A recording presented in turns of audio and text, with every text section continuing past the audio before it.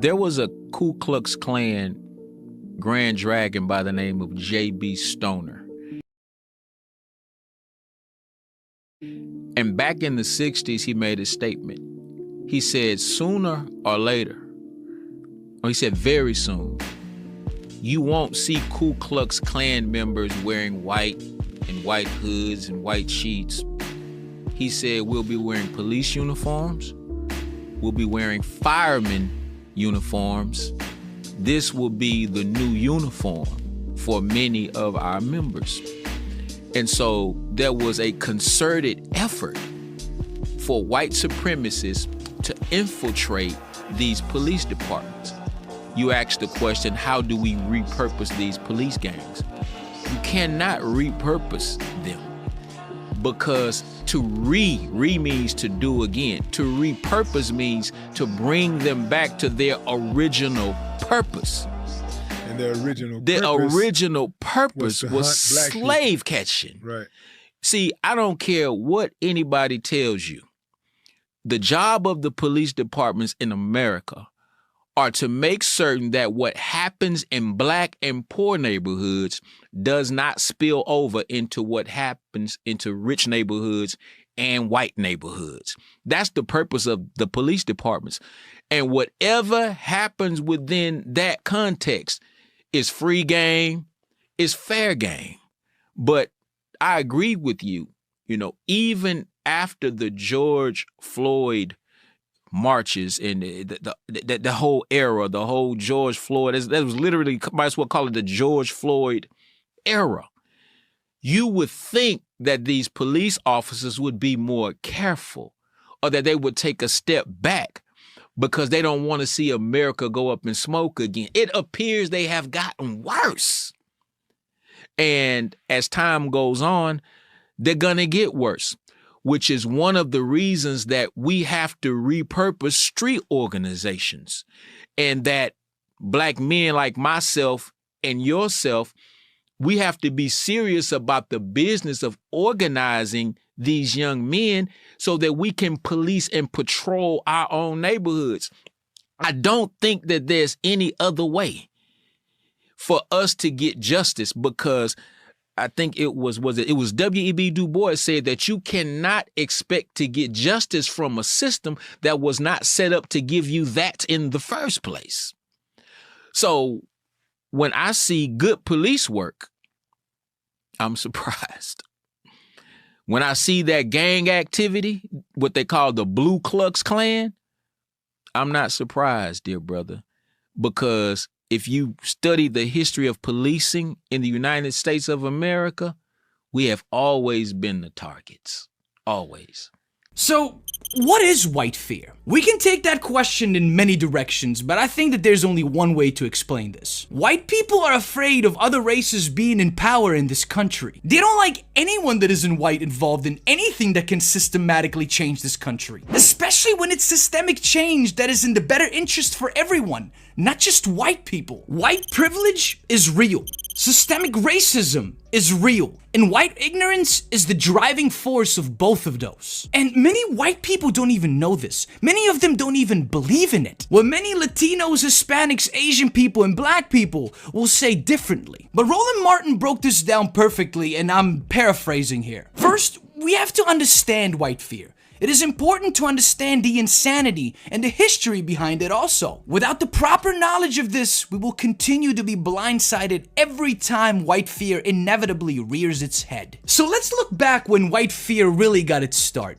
Slavery. The moment slaves were given freedom, the South became furious. January 31st, 1865, slavery was abolished. However, most slaves in those southern states didn't find out until June 19th, 1865, a day also known as Juneteenth. And that's just the beginning. Once black men started being voted into Congress in the South, white people lost their minds even more, especially those down in Mississippi. Dude, once white people started screaming, too many blacks are being voted into Congress, that's gotta stop. White fear started brewing in Mississippi. And guess what? Since 1890, not a single African American has been voted into state office in Mississippi.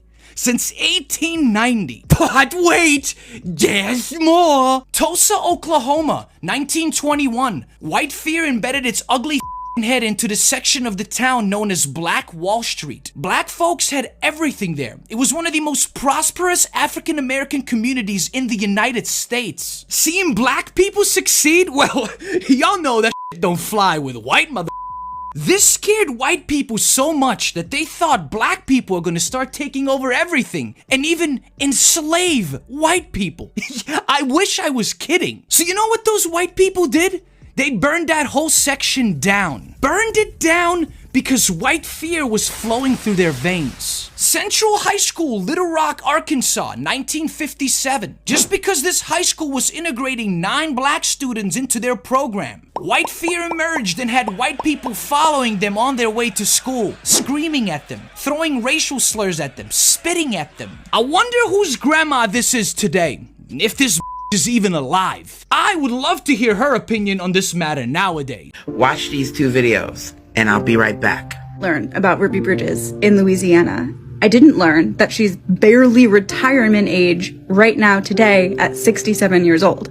I didn't learn that as a 6-year-old little girl walked into school that there were grown white women hysterically crying and fainting as a result. As a result of their racism, that a 6-year-old little girl was walking into a school. I didn't learn that they threw rocks at a 6-year-old girl and her mother. I didn't learn that 4 federal marshals had to walk a 6-year-old into her elementary school so that the white people wouldn't hurt her. I didn't learn that white people put a little black baby doll inside of a coffin and paraded it around as a 6-year-old little girl tried to go to school. I didn't learn that Ruby Bridges couldn't eat the lunch provided by the school. She had to eat the lunch that her parents provided for her because they were scared that someone was going to try to poison her. I didn't learn about the white adults and the white children outside her school singing "Glory, Glory, Segregation, the South will rise again." I didn't learn that 500 white kids were pulled out of that school because Ruby Bridges went there. I didn't learn about how grown white adults yelled slurs and threats at a 6-year-old little girl. I just steeped in my white privilege. Aha.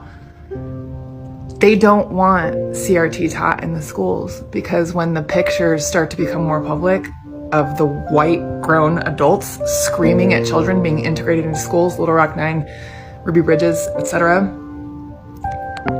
they're gonna recognize their family members. They're gonna see grandma in the photos throwing rocks at a 6-year-old. Valid points. People are thinking what happened to black people in this country is 100 years old. No, it's not. The effects of slavery, Jim Crow, school to prison pipeline, the 13th Amendment, we're still feeling those effects today. But stop trying to depend on the school system to teach your children about what happened in this country. You, as parents, have to do the work and teach your child, your children, what happened, because the schools don't want to teach them. They want to keep this brainwashing going. They know that parents don't want to talk to their kids about this stuff. That's why they're doing this. They said, well, if we don't teach it in schools, we know the parents ain't going to teach it to the children, and we can continue whitewashing history. You as parents have the responsibility, especially white people, you have the responsibility to teach your children the truth.